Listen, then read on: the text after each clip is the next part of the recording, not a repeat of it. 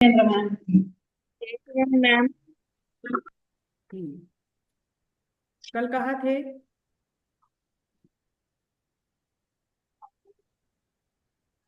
चैत्यालय पे थे ना? मंदिर की वास्तु सबसे हाँ। पहले बना था समूहशरण, और वो सबसे प्रमुख मंदिर होता है। मेन। एक मिनट। हाँ, अब देखिए, कल हमने देखा था कि पहला पहला जो समूहशरण है उसे लेकर पहली बार समूहशरण बना इस अवसर्पिणी काल में भगवान ऋषभ देव के केवल ज्ञान के बाद, है ना? अब भगवान ऋषभ देव की अपेक्षा से हम देख रहे हैं, भगवान ऋषभ देव की हाइट थी 500 धनुष्य। तो उनके समूह शरण में जो धर्म सभा है, उस धर्म सभा में प्रत्येक चीज की हाइट कितनी होगी? ठीक। तो समूह शरण में जो पहला धूलिशाल कोट है, जो बाहर से कोट बनाया गया है, वो कोट और बैठने के लिए जो जगह होती है, चबूतरा होता है, उसे कहते हैं वेदिका। इन दोनों की ऊंचाई तीर्थंकर के ऊंचाई से 4 गुना अधिक होती है ना? तो भगवान ऋषभ देव की हाइट 500 धनुष्य की थी। इसका मतलब वहां के कोट की और वहां के वेदियों की ऊंचाई 2000 धनुष्य थी, है ना? अब उसमें जो चैत्य प्रासाद की भूमि है, उसके अंदर मंदिर है, मंदिर के अंदर 5 भवन है, प्रत्येक मंदिर 5 5 भवन वाला होता है समूह शरण के अंदर, है ना? उन मंदिरों की ऊंचाई, फिर उसके बाद जो नाट्यशालाएं हैं, जो चैत्य वृक्ष बनाए हैं, जो देवों द्वारा निर्मित है चैत्य वृक्ष, इसके अंदर सब देवों द्वारा निर्मित होता है, ध्यान रखना। ध्वज आदि जो स्तंभ बनाए हैं, बड़े बड़े जो द्वार बनाए हैं, सिद्धार्थ वृक्ष बनाए हैं, क्रीड़ाशालाएं बनाई है जहां पर क्रीड़ा आदि जो है अलग अलग प्रकार के नाटिका चलती है, जो बड़े बड़े प्रासाद बनाए हैं जहां पर लाखों लोग बैठे हुए रहते हैं, स्तूप बनाए होते हैं समूह शरण के अंदर, और 12 परिषदों के लिए 12 सभा होती है। इन सब की देखो ऊंचाई, मंदिर। इंदिरा जी आप हम्म। mute कर दीजिए। ओ सॉरी मैम, सॉरी। इन सब की ऊंचाई तीर्थंकर के शरीर की ऊंचाई से 12 गुनी होती है ना? मतलब भगवान ऋषभ देव की ऊंचाई 500 धनुष्य थी, तो उनके समूह शरण में इन सब की ऊंचाई 6000 धनुष्य थी। ठीक। अब जो उस समूह शरण में, एक समूह शरण में कितनी सीढ़ियां होती है?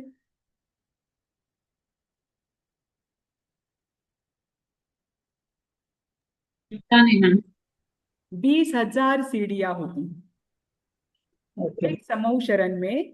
चाहे छोटा समूह शरण हो बड़ा हो, सीढ़ियां कंपलसरी 20,000 होती है। और उस समूह शरण की विशेषता यह है कि उसमें कोई भी जीव इन 20,000 सीढ़ियों को अंतर मुहूर्त में पार कर सकता है बिना थके। क्या कहा मैंने अभी? 20,000 सीढ़ियाँ होती है समोशरन में। उसके बाद मैंने क्या? और एक अंतर मुहूर्त में 19,000 सीढ़ियां चढ़ लेता है बिना थके हुए। हाँ, प्रत्येक इंसान, जैसे आप आज इलेक्ट्रॉनिक स्टेयर्स का इस्तेमाल करते हो ना, बिना थके आप ऊपर पहुंच जाते हो, है ना? इलेक्ट्रॉनिक स्टेयर्स से आप बिना थके ऊपर पहुंच जाते हो ना? तो आप यस सोचिए, मैम। जब मनुष्य इलेक्ट्रॉनिक स्टेयर्स बना सकता है तो वो तो देवताओं द्वारा निर्मित है। वहां पर तो वो तो कितनी फास्ट होगी कि नीचे खड़ा हुआ मनुष्य अंतर मुहूर्त में बिना थके 20,000 सीढ़ियों को पार कर जाता है ना? तो ये जो प्रत्येक सीढ़ी है, यहाँ के प्रत्येक सीढ़ी की ऊंचाई और चौड़ाई और उसकी लंबाई, ये तीनों भी बराबर होती है। लगभग एक एक हाथ की होनी चाहिए, पर यहाँ पर वो दिया नहीं है। मैंने कहीं एक जगह पर पढ़ा था, पर यहाँ पर बस इतना दिया है कि सीढ़ियाँ जो नॉर्मली आपके घर में जो सीढ़ियाँ होती है, उसकी लंबाई अधिक होती है, उसकी चौड़ाई कम होती है, और ऊंचाई भी क्या होती है, लंबाई की अपेक्षा कम होती है। लेकिन जो समूह शरण की सीढ़ियां बनती है, उसकी लंबाई, उसकी चौड़ाई और उसकी ऊंचाई तीनों भी समान होती है। इसमें जो वापिकाएं बनती है, यानी वापिकाएं यानी मतलब गार्डन टाइप में। नहीं नहीं, वापिकाएं यानी वो पानी की जो विहीर होती है ना, उसे क्या बोलते, कुआ कुआ। अच्छा हाँ। जो कुआ है हुआ। उसकी भी लंबाई चौड़ाई, और ये वापिकाएं भी होती है ना वहां पर, उनकी भी लंबाई चौड़ाई और ऊंचाई तीनों समान होती है। प्रतिष्ठा ग्रंथ जो है, जिसमें वास्तुशास्त्र दिया है मंदिरों का, जैन मंदिरों का, जैन गुफाओं का, बसती का, इन सब के अनुसार अगर किसी व्यक्ति को सुख चाहिए तो उसने वास्तुशास्त्र के अनुसार ही मंदिर का निर्माण करना चाहिए। ठीक।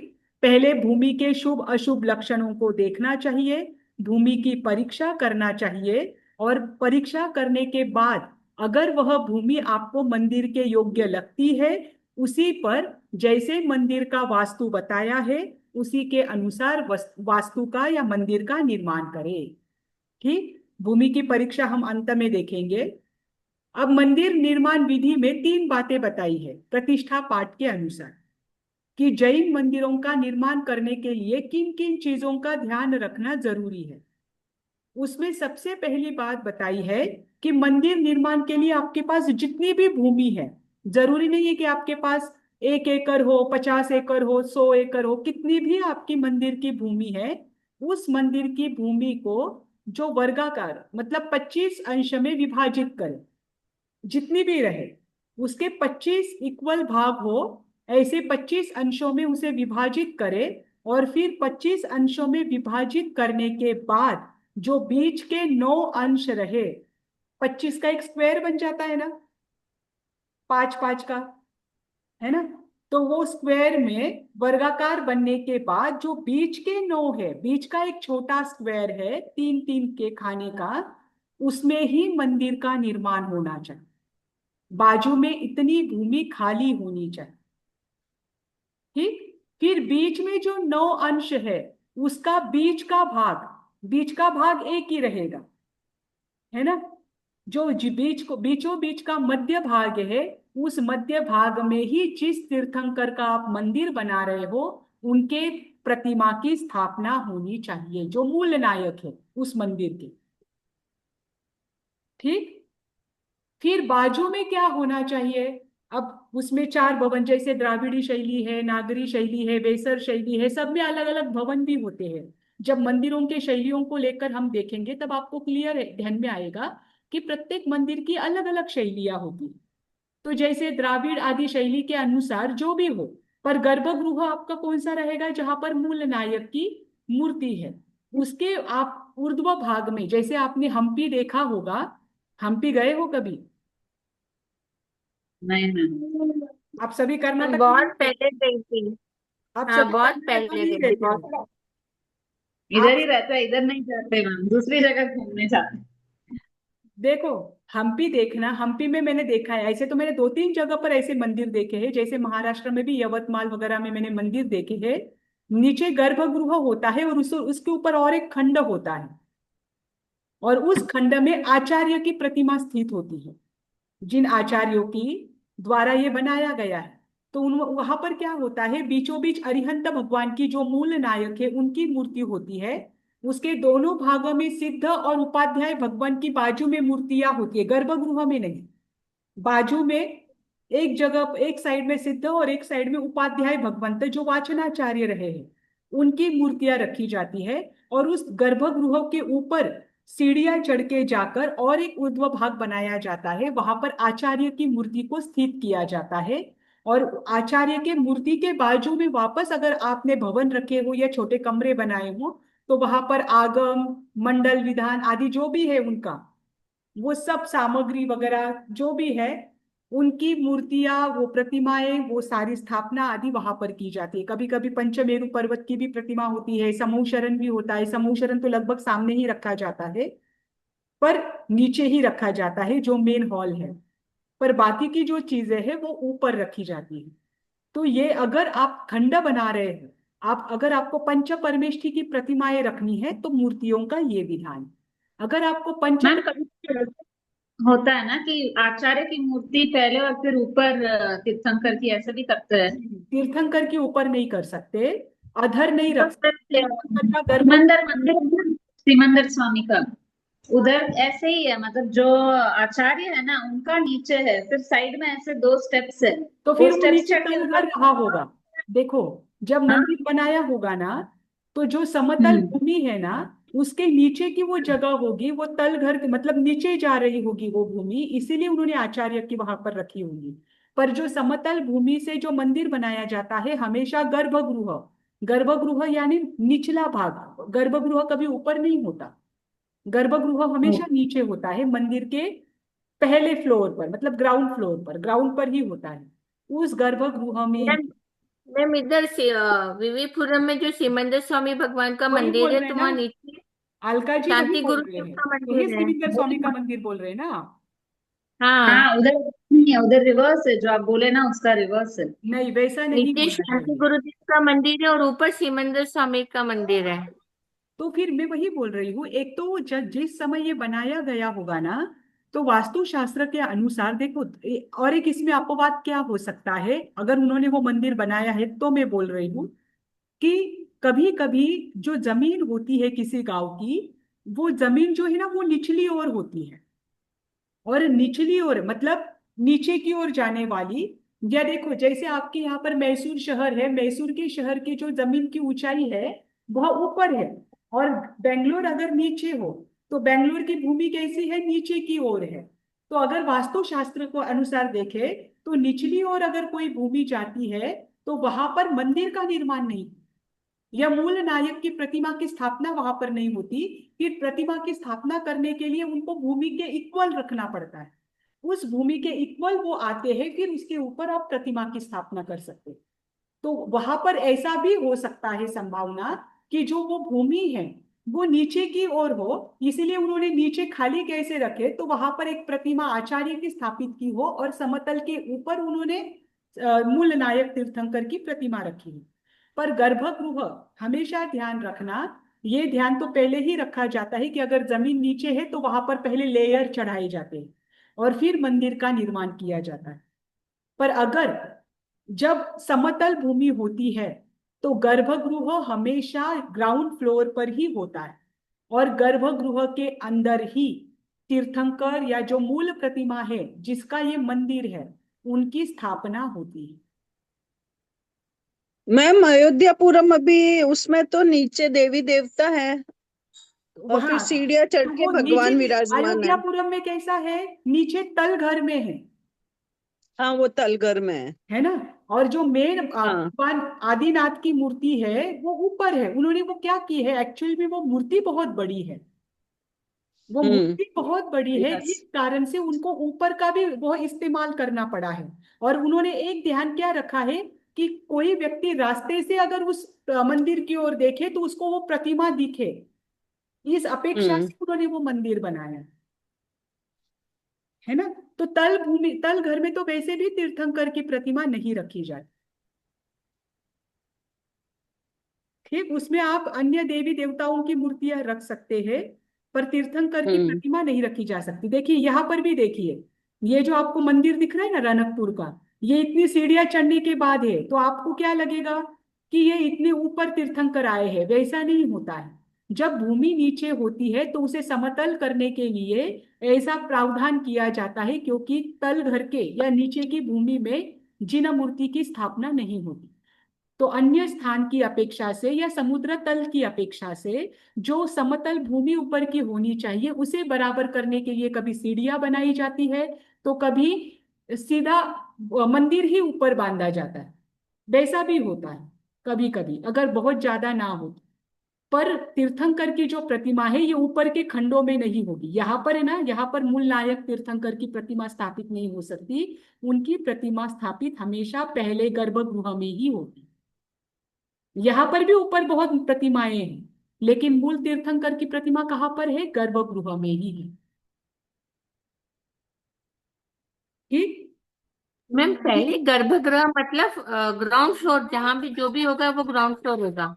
हाँ, गर्भगृह ग्राउंड फ्लोर पर होता है। गर्भगृह किसे कहते हैं, उस मंदिर का बीचों बीच का भाग, जो ब्रह्म स्थान आप कहते हो ना, घर में बीचों बीच का भाग होता है, तो उसको वहां पर कहा जाता है कि वहां पर खुली जगह रखो, वहां का आसमान खुला रखो, क्योंकि आपको वहां से पूरी एनर्जी मिलेगी, है ना, पॉजिटिव एनर्जी मिलेगी, ऊर्जा जो भी मिलेगी वह पॉजिटिव रहेगी। अगर आप राजस्थान में कभी गए हो तो जो बीचों बीच का घर का भाग है वो पुराने घरों में आज भी वहां पर खुला रहता है।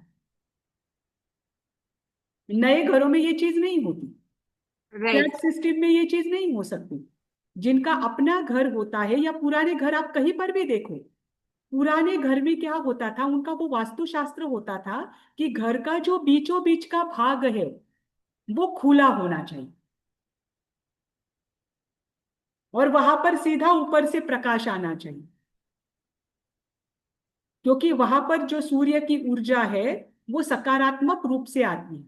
तो गर्भगृह हमेशा मंदिर के बीचों, मंदिर का जितना भी क्षेत्र है उसके बीचों बीच के भाग में ही होना चाहिए। इसीलिए मैंने आपको शुरुआत में कहा था कि मंदिर के लिए जितनी भी भूमि हो, जितनी भी हो, जरूरी नहीं है कि वो छोटी हो बड़ी हो कुछ भी हो, जितनी भी भूमि हो उसके 25 समान अंश करना चाहिए।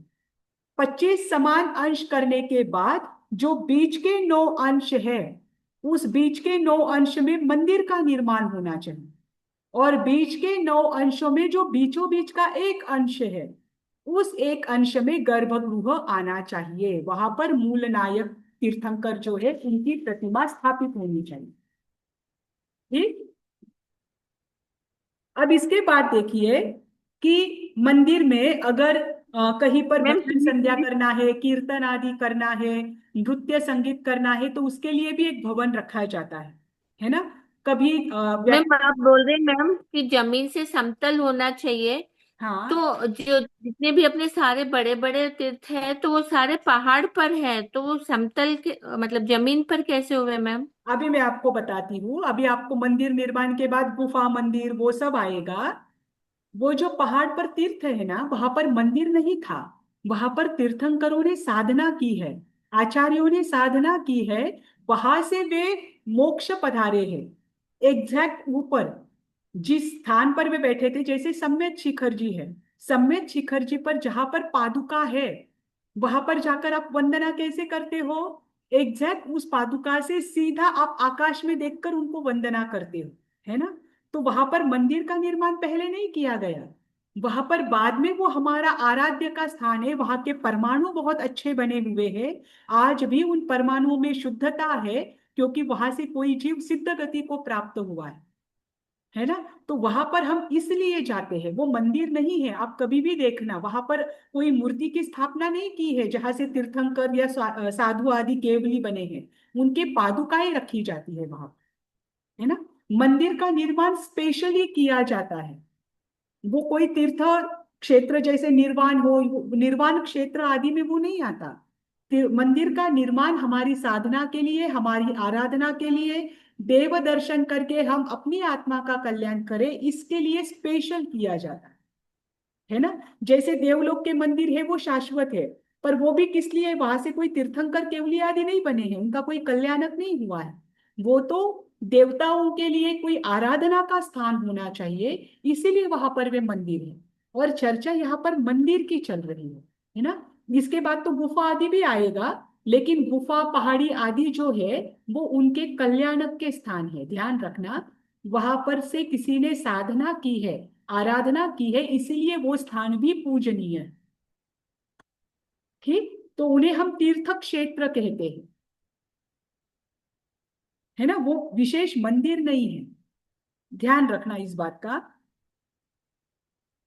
ठीक। अभी जैसे अब गिरनार पर्वत है, गिरनार पर्वत पर मंदिर जो बनाया गया वो बाद में बनाया गया, ताकि लोगों को आराधना के लिए स्थान रहे, लेकिन गिरनार पर्वत आज भी निर्वाण क्षेत्र ही है। तो पहाड़ी गुफा आदि जो भी है वो निर्वाण क्षेत्र, विशेष अतिशय क्षेत्र के रूप में जाने जाते हैं। तो उनका जो स्ट्रक्चर है, उनकी जो विधि है, उनका वास्तुशास्त्र अलग होता है। ठीक। उनसे संबंधित कुछ चीजें हम देखेंगे। ये बस मंदिर निर्माण की विधि को लेकर चल रहा है कि जब मंदिर का निर्माण करे तो कौन से चीजों का ध्यान रखा जाता है पहले से, है ना? हुआ clear Indira ji? Yes ma'am ma'am. Ma'am जय हाँ जिनेंद्र। मैम अगर पादुका अलग जगह पे है और मूर्ति अलग जगह पे है तो सिद्ध कहाँ से हुआ, जहाँ पर पादुका है या जहाँ पर मूर्ति है? देखो, पादुकाओं का स्थान पहले का है, मंदिर बाद में बनाया गया है, पहले पादुकाएं रखी गई है ना। तो अगर आप सम्मेद शिखर जी की अपेक्षा से देखो तो लगभग वहां पर सारी पादुकाएं ही है, मात्र एक पार्श्वनाथ भगवान का मंदिर है जो कि बाद में बनाया गया है ना। तो जहां पर पादुकाएं रखी गई है वही स्थान पहले मुख्य माना जाता है शिखर जी की अपेक्षा से। कभी कभी ऐसा भी होता है कि पता होता है कि यहाँ से तीर्थंकर का निर्वाण हुआ है, जैसे कैलाश पर्वत, अष्टापद पर्वत, पर वहां हर कोई जा नहीं सकता है, तो वहां पर कभी पादुकाएं भी नहीं मिलती है, मंदिर भी नहीं मिलता है, दोनों भी चीजें नहीं मिलती। परंतु वो भूमि पवित्र हुई है तो वहां पर आपको कुछ ना कुछ अन्य चीज मिलेगी, जैसे वहां पर आपको चबूतरा मिलेगा, वहां पर आपको स्तूप मिलेगा, जो जो है। तो उस स्तूप की मान्यता अधिक रहेगी पादुका और मूर्ति की अपेक्षा से, मतलब जो जितना प्राचीन रहेगा उसकी प्रामाणिकता अधिक। तो ओके पादुका अगर प्राचीन है मंदिर की अपेक्षा से तो पादुका को स्थान पहला रहेगा। ओके या हाँ, अभी देखो, तो मंदिर जब बनाते हैं तो मंदिर में 4 द्वार होते हैं, है ना। ये बाहर के मंदिर का चल रहा है, गृह मंदिर अभी भी, गृह मंदिर का वास्तु अभी शुरू नहीं हुआ है। प्रत्येक चीज की वास्तु है, आपको शॉर्ट शॉर्ट में सबकी बता दी जाएगी। गुफा अगर बनाना है तो गुफा की भी वास्तु होती है। अंतिम समय में साधना संलेखना करने के लिए वसतिका बनानी है तो वसतिका की भी वास्तु होती है। घर में मंदिर बनाना है तो घर के मंदिर की भी वास्तु अलग होती है। हर एक चीज की वास्तु अलग है। अगर कोई किसी साधु ने संलेखना की है और उनके संलेखना जो जिससे हुई है वो शरीर आदि जो है वो किस स्थान में रखना है उसकी भी वास्तु अलग है, उसे निषिद्धिका कहा जाता है। सबकी वास्तु अलग अलग है। ठीक, अब यहाँ पर हम देख रहे हैं मंदिर की वास्तु। जब मंदिर का निर्माण किया जाता है तो उसके चारों ओर द्वार होते हैं, है ना। तो जो पूर्व दिशा है, एक तो मंदिर की मूर्ति का निर्माण और मंदिर की मूर्ति की स्थापना कौन से दिशा में रख की जाती है? मूर्ति का मुख कौन सी दिशा में होना चाहिए? पूर्व पूर्व दिशा या की ओर। उत्तर दिशा, है ना। पूर्व हाँ, दिशा पूर्वी या ओर। उत्तर दिशा में होना चाहिए। ठीक, अब उसमें जो पूर्व दिशा है, जैसे जहां से मूर्ति का स्थान है, अब इन चारों को देख लिया आपने, दिशा आपको पता है कि मूर्ति का मुख जिस ओर होता है वो एक तो ज्यादातर तो वो पूर्व ही रहती है, लेकिन पूर्व में कोई ऐसी अशुचि भूमि है या ऐसी भूमि है जो कि अपवित्र है तो उस समय अपवाद के रूप में उत्तर दिशा में रखा जाता है मूर्ति का मुख। ठीक, अब मंदिर जो बनाया है, मंदिर के पूर्व दिशा में आपने जो भवन बनाया है उस भवन में आपके नृत्य संगीत जो नाटिकाएं आदि चलती है उनका वहां पर स्थान होना चाहिए, वो वहीं पर किया जाना चाहिए। ठीक, उसके बाद उस जो गर्भगृह है पूर्व दिशा की अपेक्षा से देखना, उत्तर दिशा में ही हमेशा स्वाध्याय का, व्याख्यान का, कीर्तन का या फिर आपकी साधना और आपको जो भी पढ़ना है अध्ययन कक्ष, वो कहाँ पर होना चाहिए? हमेशा उत्तर दिशा में होना चाहिए। पश्चिम भाग जो है, पश्चिम भाग यानी पूर्व की विरोधी दिशा, पश्चिम भाग में ही भंडार आदि होने चाहिए, भले ही शास्त्रों का भंडार आदि हो या जो अन्य कोई है जो चीजें उनकी है उनसे बना हुआ हो, तीर्थंकर की प्रतिमा या अन्य देवी देवताओं के वहां पर जो उनको नैवेद्य आदि चढ़ाया जाता हो वो बनाने का स्थान, वो सब पश्चिम दिशा में होना चाहिए। और दक्षिण दिशा में विद्या दान देने का, जो पढ़ाना है कुछ भी करना है उसका स्थान होना चाहिए, उसका भवन होना चाहिए। ठीक, और चारों ओर प्रदक्षिणा के लिए किसी भी मंदिर में जगह होनी ही चाहिए।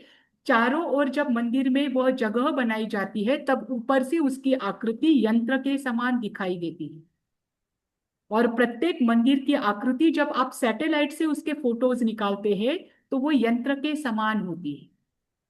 ठीक, जब इंडोनेशिया के बोरोबुदुर मंदिर को हम देखेंगे तो वो यंत्र कैसे बनता है उसमें वो आएगा। बस अभी इतना ही ध्यान रखना। ठीक। अब जो बड़ा द्वार है मंदिर का, वो बड़ा द्वार पूर्व या उत्तर में ही होना चाहिए। जिस ओर तीर्थंकर की मुख है उस ओर ही बड़ा द्वार होना चाहिए। अगर तीर्थंकर की प्रतिमा का मुख पूर्व दिशा में है तो पूर्व दिशा का द्वार सबसे बड़ा होना चाहिए। अगर तीर्थंकर की प्रतिमा का मुख उत्तर दिशा में है तो उत्तर दिशा का द्वार सबसे बड़ा होना चाहिए। ठीक। फिर दक्षिण दिशा में सबसे छोटा द्वार होना चाहिए। ठीक। दक्षिण दिशा के जो दक्षिण दिशा में जो भी भवन है, दक्षिण दिशा में अगर आप छोटे छोटे गर्भगृह बनाते हो, छोटी छोटी तीर्थंकर की प्रतिमाएं हैं, तो वहां पर आप गर्भगृह बनाए और वहां पर तीर्थंकर की प्रतिमाओं की स्थापना करें दक्षिण दिशा में। ठीक। अगर आपको उस मंदिर में, अगर प्राचीन मंदिरों की वास्तु की अपेक्षा से देखें तो प्राचीन मंदिरों में दिखेगा भी आपको कि प्रत्येक मंदिर में और प्रत्येक गुफा के बाहर एक वापिका होती थी। वापिका यानी पानी का स्थान, कुआं, पानी का कुआं। तो वो वापिका जो होती थी वो हमेशा मंदिर के पिछले भाग में होती थी। ठीक। इसकी अपेक्षा से ही मंदिर का निर्माण। अब इसमें जो शिखर पर ध्वजा है वो ध्वजा किसमें होनी चाहिए?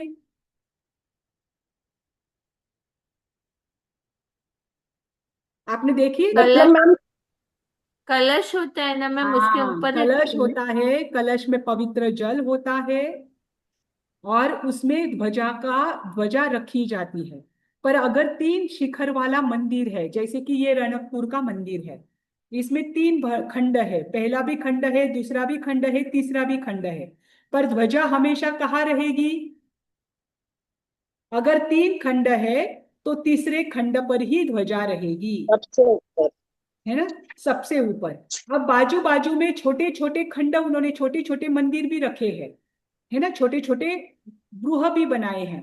तो वहां पर भी आप सबसे ऊपर, अगर उसके ऊपर खंड ना हो तो वहां पर भी क्या कर सकते हैं?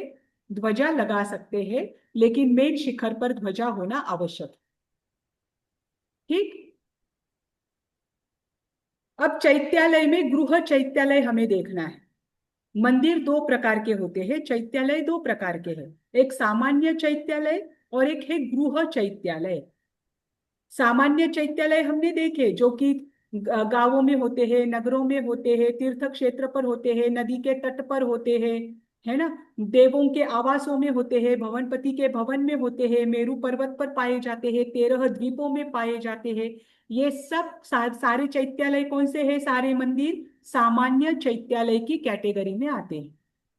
ये सामान्य चैत्यालय ही 2 प्रकार के हैं, कृत्रिम और अकृत्रिम। अकृत्रिम जो शाश्वत है, और कृत्रिम जिसका निर्माण देवताओं ने किया है, विद्याधर मनुष्यों ने किया है, या सामान्य मनुष्यों ने किया है।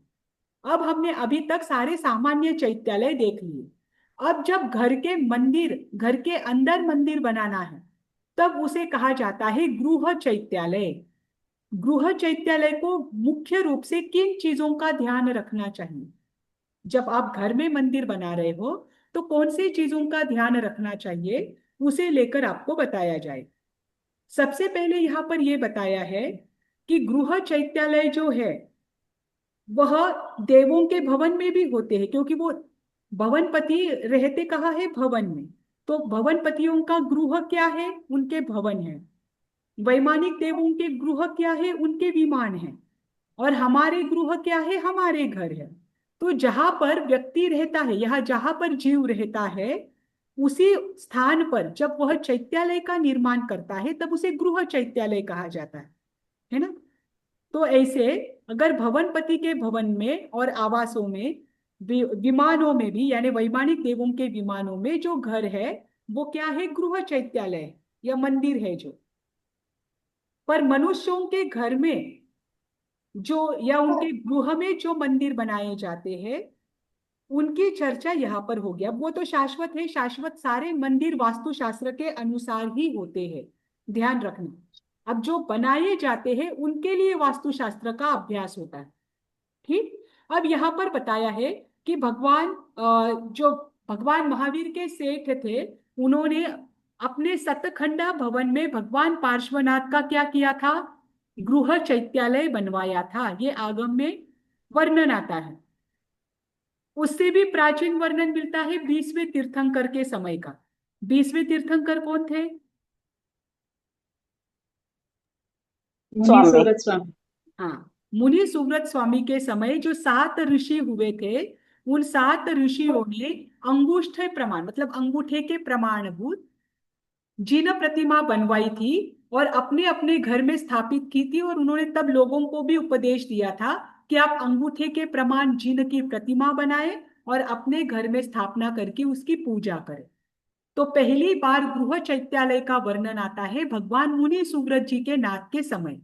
उस समय अंगूठे के प्रमाण जितनी उस समय का जितना भी अंगूठा रहा, उस समय जितनी हाइट थी उनकी अपेक्षा से उनका जितना भी अंगुष्ठ रहा हो, उसके प्रमाण जिन प्रतिमा स्थापित करने का हमें वर्णन देखने को मिलता है।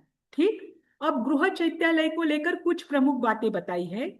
जैसे गृह चैत्यालय में जब प्रतिमा की स्थापना की जाती है, जिन प्रतिमा की, तो वो प्रतिमा भी पूर्व या उत्तर मुखी ही उसका मुख होना चाहिए, जैसा कि सामान्य मंदिरों में होता है।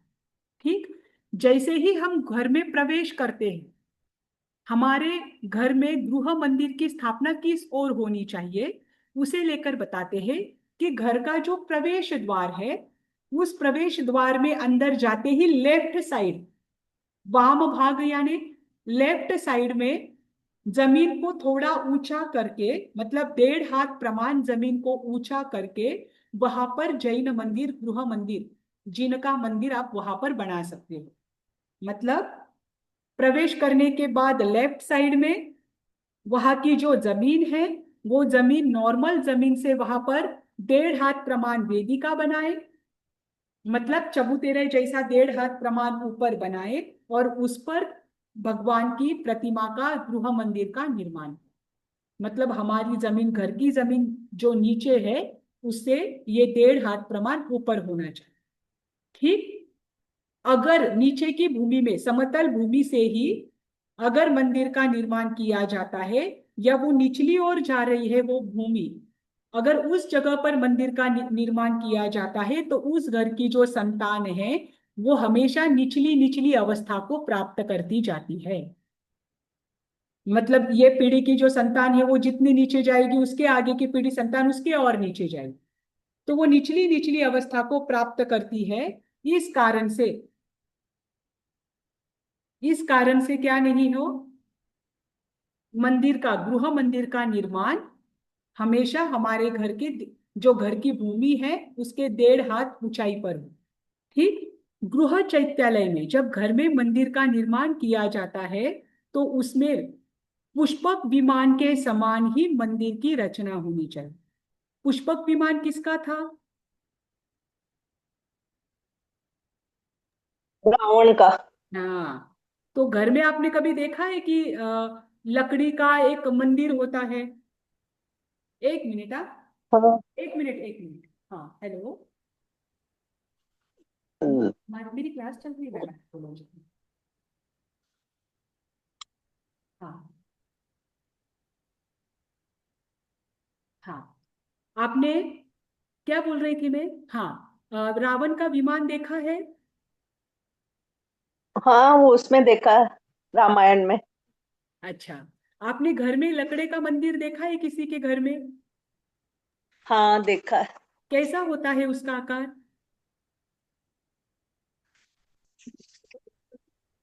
मैम, अभी तो सब तरह के आकार रहते हैं ना। नहीं, मतलब नॉर्मल ऐसे आप देखना, संतोष फिर ऊपर।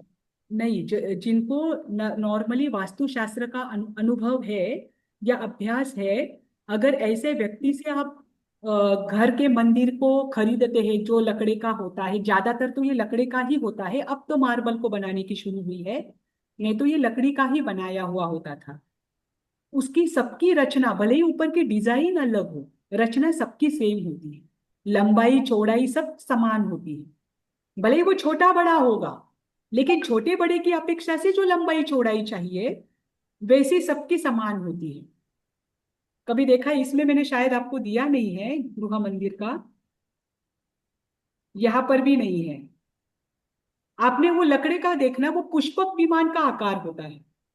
पुष्पक विमान जैसे आप में आप ढूंढना आज, और ढूंढने के बाद जो लकड़ी का आपको घर का मंदिर मिलेगा, उस मंदिर के फोटो को देखना, लगभग सबका आकार समान है। ऊंचाई सबकी ज्यादा होती है, चौड़ाई कितनी होती है, वो चारों ओर से, पीछे की ओर से कोई कोई बंद रखते हैं, लेकिन चारों ओर से वो खुला होना चाहिए, ऐसा वो मंदिर होता है। वैसा विमान रावण का था, वो रावण के विमान के आकार का होता है, जो पुष्पक विमान था। तो घर का मंदिर हमेशा पुष्पक विमान जो रावण का था उसके आकार के जैसा होना चाहिए। उसके चारों ओर चार स्तंभ होने चाहिए, चारों ओर चार द्वार होने चाहिए, द्वार यानी खुला होना चाहिए, चारों ओर चार तोरण होते हैं, और उसके ऊपर जो शिखर होता है, 5 शिखर होते हैं, चार कोनों पर चार गुबंद वाले, और पांचवा जो होता है ना, पांच बीचों बीच का मंदिर, उसका शिखर जो है वह कनेर के पुष्प के समान होता है जब घर में कोई मंदिर बनाया जाता है ना। गर्भगृह हमेशा समचौरस होता है। गर्भगृह कभी भी लंबाई चौड़ाई वाला नहीं होता, आयताकार नहीं होता, रेक्टेंगुलर शेप में नहीं होता। उसके बीचों बीच जहां आपको प्रतिमा रखनी है ना, वो स्क्वायर शेप में होता है, और उसके ऊपर प्रतिमा की क्या होती है, मूर्ति रखी जाती है, तीर्थंकर की प्रतिमा आदि जो है उसको स्थापित किया जाता है। तो गृह चैत्यालय जो है उसे लेकर प्रमुख बातें बताई है कि कभी भी गृह चैत्यालय जो है वो क्या ना हो, दूसरे दिशा में ना हो, जहां आपका प्रवेश द्वार है उसके वाम भाग में होना चाहिए। दूसरी बात, वह समतल भूमि से 1.5 हाथ ऊपर उस मंदिर का निर्माण होना चाहिए। उस मंदिर में लकड़ी का ही वो मंदिर हो तो ज्यादा बेहतर है, वो ज्यादा अच्छा माना जाता है। और उसका आकार पुष्पक विमान के समान होना चाहिए, चारों ओर द्वार खुले होने चाहिए, चार द्वार, उसके चार कोने, चार स्तंभ, 5 शिखर उस पर होते हैं, चार कोनों के चार शिखर, और जो बीचों बीच गर्भगृह है जिसमें जहां तीर्थंकर की प्रतिमा विराजित होगी, उस गर्भगृह के ऊपर कनेर के पुष्प के समान शिखर होना चाहिए। ठीक। मैम अपार्टमेंट में जैसे जो बनाते हैं तो ना तो खुला रहता, चारों तरफ एक दीवार के सामने मंदिर बना हुआ रहता है, तो कहाँ वो कहाँ? मंदिर फिर मंदिर, जो भी अपार्टमेंट फ्लैट्स में अब मंदिर बनते हैं ना, जैसे हम दर्शन का भी जाते हैं पालनाथ जी के दर्शन का, तो वो मंदिर नहीं, दीवार के फिर पास ऐसे में उनका समझिए, मंदिर अगर बना उन्होंने हुआ। पहले ही, मतलब वो पहले ही जब घर बनाते तभी बना दिया जाता है, ऐसे आप बोल रहे हो क्या? नहीं नहीं नहीं, जैसे एक रूम में मंदिर बनता है उनका, वो दीवार के सामने ही तो मंदिर बनता है मैम। वो मैम पूजा अभी आपने एक करते फोटो वक्त एक ही शेयर किया ना दरवाजा मैम, आप रहता है। स्लाइड्स चेंज कर रहे थे तब एक फोटो आए, देखे मैम। हाँ हाँ हाँ, वैसे बोल वैसा रहे हो वैसा समझ इंदिरा ना। जी? गई, एक ही हाँ दरवाजा हाँ, वैसा रहता है बोल रहे एक्चुअल मैम हो। में उसको। ना, जब वैसा मंदिर हो ना तो ध्यान रखना, मंदिर की मूर्ति की प्रतिमा रखने के पूर्व जो आपको दिया है वैसा एक मंदिर बनवा लेना, भले ही अगर मार्बल का चलता हो तो मार्बल से, क्योंकि मार्बल का तो मैंने कहीं प्राचीन जितने भी ग्रंथ पढ़े उसमें मार्बल का वर्णन तो कहीं आया नहीं है। तो लकड़ी का अगर मिलता है तो वो छोटा सा मंदिर लकड़ी का लेकर आओ, और उसके अंदर तीर्थंकर की प्रतिमा रखो। जब आप मंदिर बना रहे हो तो वास्तुशास्त्र का ध्यान रखो।